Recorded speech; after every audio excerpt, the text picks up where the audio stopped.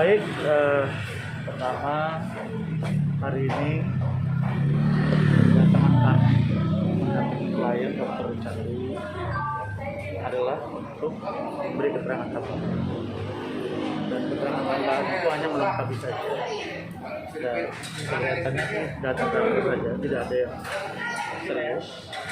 Dan insya Allah minggu depan itu ada pelimpahan ke kejaksaan, dan jika dikatakan sudah lengkap, berikutnya adalah penyerahan baru saudara Sultan dan Hans Pranata ke kejaksaan dalam rangka kasus illegal access. Dalam konteks ini, illegal access ini kita tidak bisa pisahkan juga sebenarnya dengan kaitannya dengan laporan Kartika Putri terhadap Dr. Richard Lee. Kenapa? Karena Kartika Putri membuat laporan terhadap Dr. Richard, menyebabkan Instagram Dr. Richard Lee disita. Lalu kemudian Dr. Richard Lee dengan tanpa mengetahui, termasuk konsekuensi hukum di belakang, dia bersama dengan kreatornya, saudara Hans Pranata, itu mempost di akun Facebook, lalu kemudian muncul di Instagram. Karena itu kemarin pun kami di salah satu acara bersama Bang Horman Paris KPH, kita berdiskusi panjang lebar bahwa ini adalah kasus baru. Nah, karena itulah kita mendorong agar ini segera dibawa ke pengadilan supaya ada ilmu baru yang kita lihat. Nah, karena itu keyakinan kami, klien kami ini akan bebas di pengadilan. Dan karena itulah kita minta segera juga untuk pelimpahan, dan meskipun ancaman hukumannya 8 tahun, tapi kami punya keyakinan bahwa ini adalah teori ilmu baru yang akan kita uji di pengadilan. Dan insya Allah klien kami akan bebas. Itu satu poin. Yang kedua, kaitannya dengan Kartika Putri yang harus saya sampaikan. Nah, untuk Kartika Putri ini, saya persilakan Dr. Richard dulu memulai, nanti baru saya akan tambah. Silakan.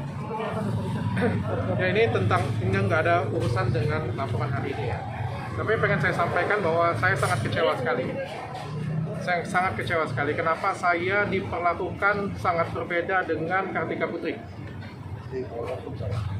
Kita semua tahu, semua orang tahu, kalian juga tahu bahwa Kartika Putri duluan yang menyinggung saya di YouTube beliau, bahwa mengatakan saya tidak kompeten, saya mencampurkan, saya administrasi rumah sakit.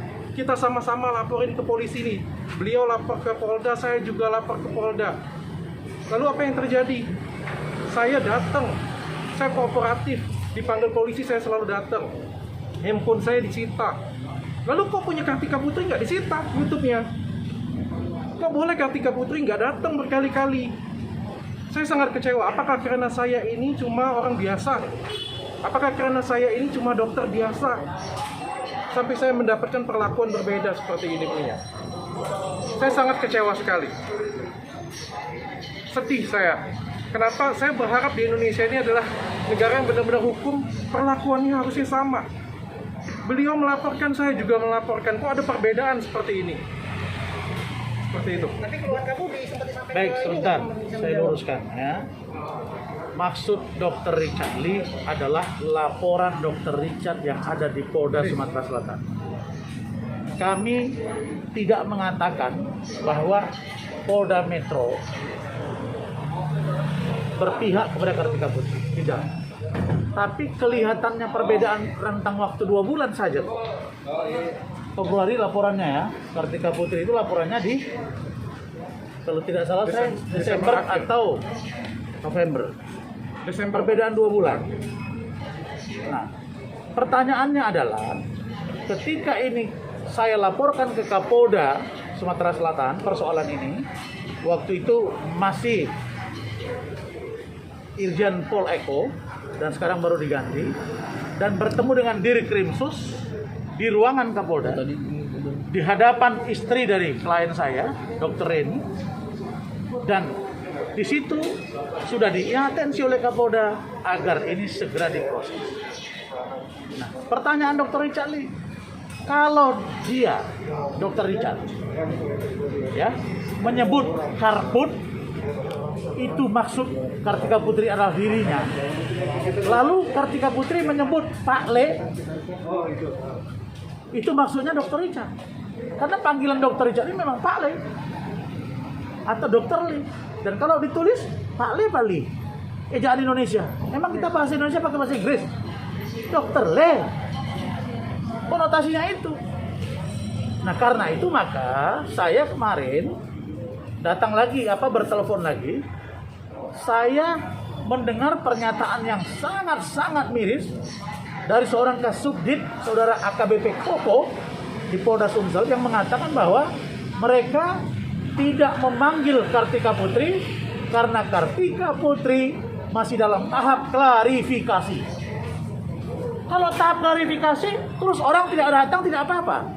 Bahkan dia bilang akan datang, mereka akan mendatangi Kartika Putri. Enak sekali Kartika Putri.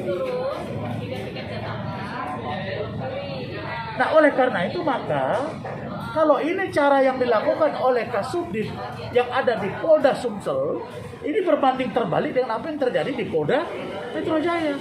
Karena kasus itu harus cepat, bos, cepat penanganannya, naik sidik atau tidak, SP3 atau tidak, ya udah. Kok sekarang jadi lambat begini?